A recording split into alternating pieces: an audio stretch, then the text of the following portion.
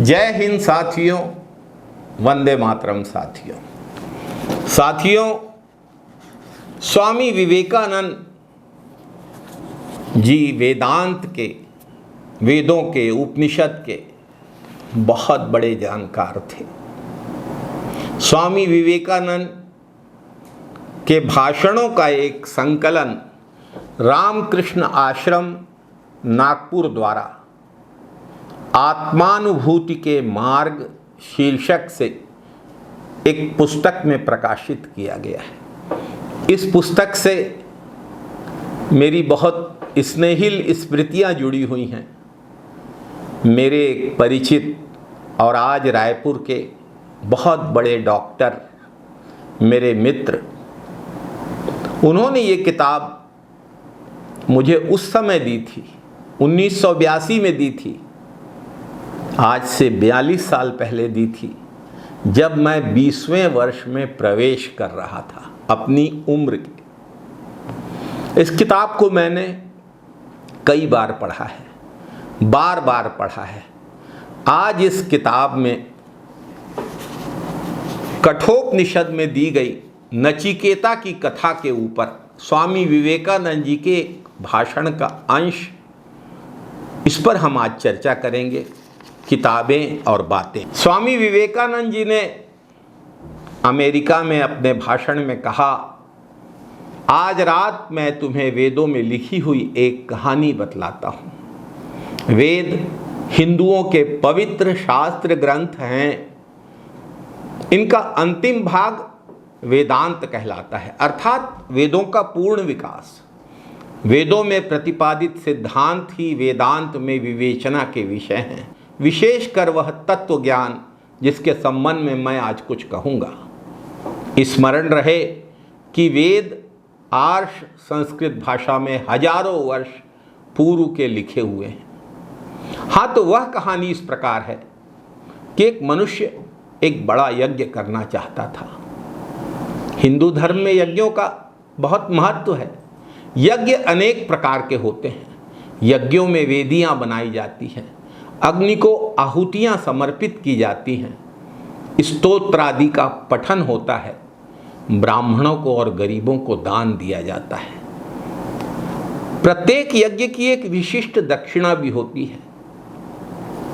यह मनुष्य जिसकी कथा है वो यज्ञ तो करना चाहता था, लेकिन वो जो यज्ञ करना चाहता था वो ऐसा यज्ञ था कि उसमें मनुष्य को अपना सर्वस्व दान करना पड़ता था। यह मनुष्य यद्यपि धनिक था तथापि कंजूस भी था, किंतु फिर भी वह चाहता था कि उसकी यह कीर्ति हो कि उसने सबसे कठिन यज्ञ किया है।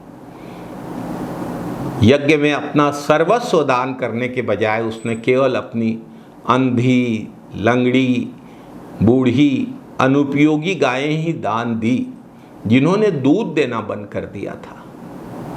इस मनुष्य का एक पुत्र था जिसका नाम नचिकेता था। नचिकेता की बुद्धि बड़ी प्रखर एवं कुशाग्र थी।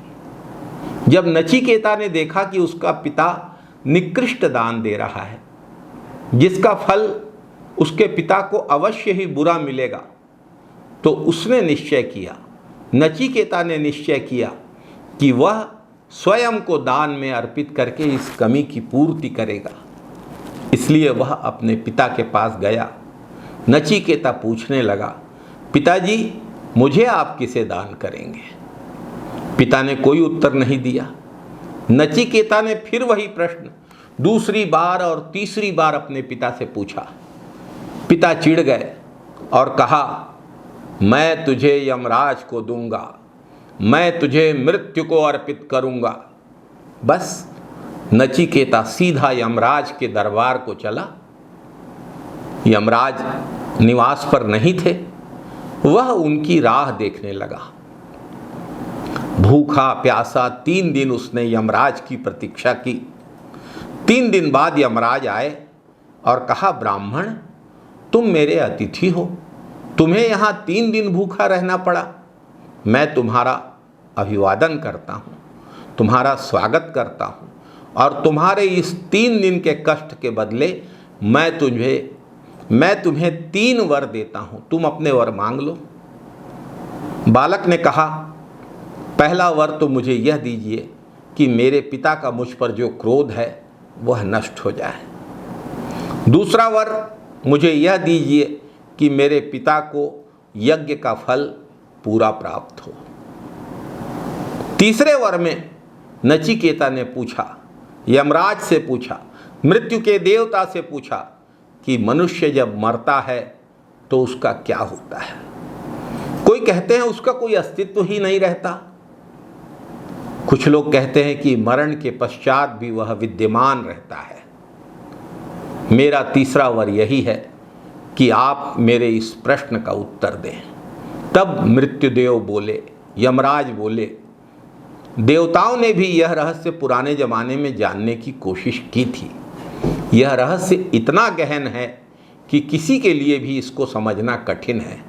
इसलिए हे नचिकेता, यह वर तू मत मांग, कोई दूसरा वर मांग ले।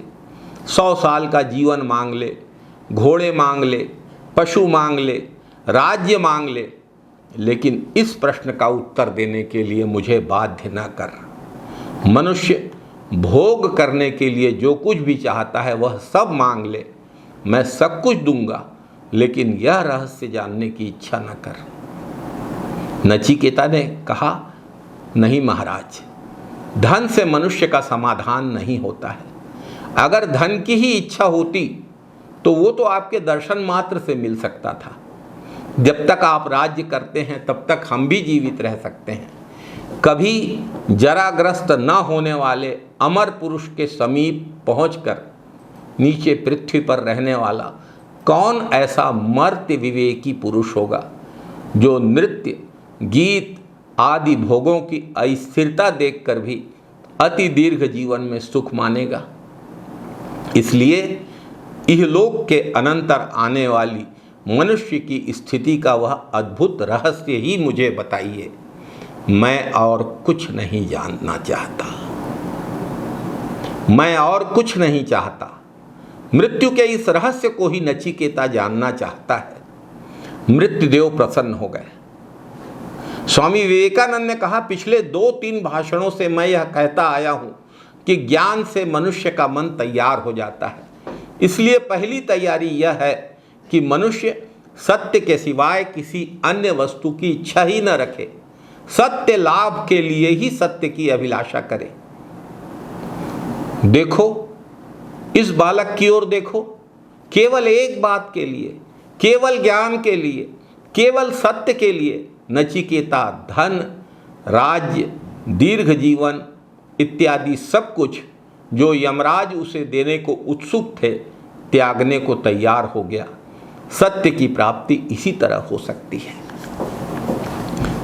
मृत्युदेव ने कहा, यमराज ने नचिकेता से कहा, हे नचिकेता, तूने यह समझ लिया है कि जो मनुष्य अज्ञान में रहकर भोग भोगता रहता है उसमें और पशु में कोई अंतर ही नहीं है।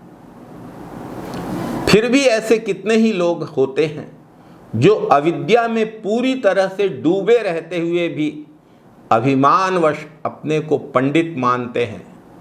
ये मूढ़ एक अंधे के नेतृत्व में चलने वाले दूसरे अंधों की तरह अनेक टेढ़े मेढ़े रास्तों में भटकते फिरते हैं।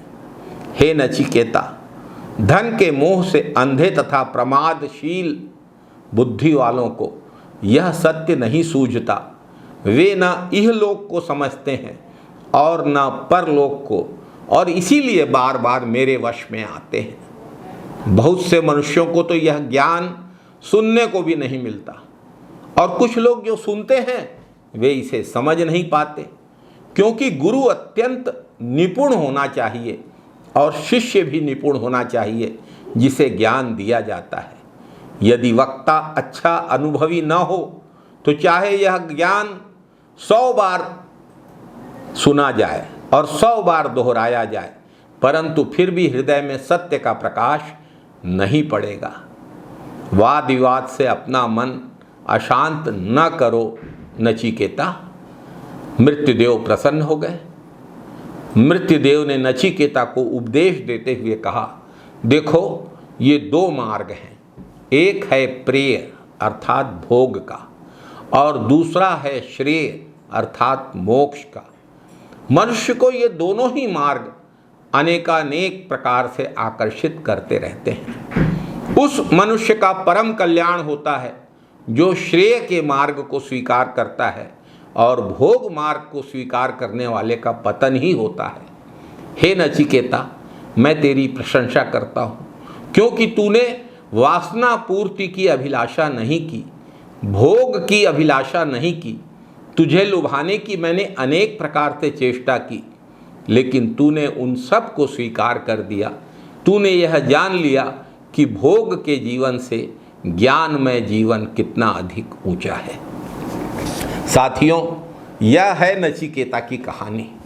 अब नचिकेता से मृत्यु के देवता यमराज ने जो बातें कही, जो उपदेश कहा, जो दर्शन सुनाया, वह भी कठोपनिषद में दिया गया है।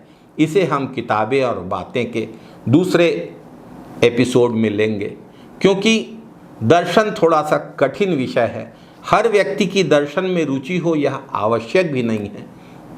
आप चाहें तो नचिकेता की इस कहानी को सुनकर विराम दे सकते हैं, और यदि आप चाहें तो पूरा दर्शन सुने। आपका स्वागत है। साथियों, ये थी हमारी किताबें और बातें, आत्मानुभूति के मार्ग, स्वामी विवेकानंद के उद्बोधन। आप सबसे अगले हफ्ते फिर किताबें और बातें में मुलाकात होगी। आज इतना ही।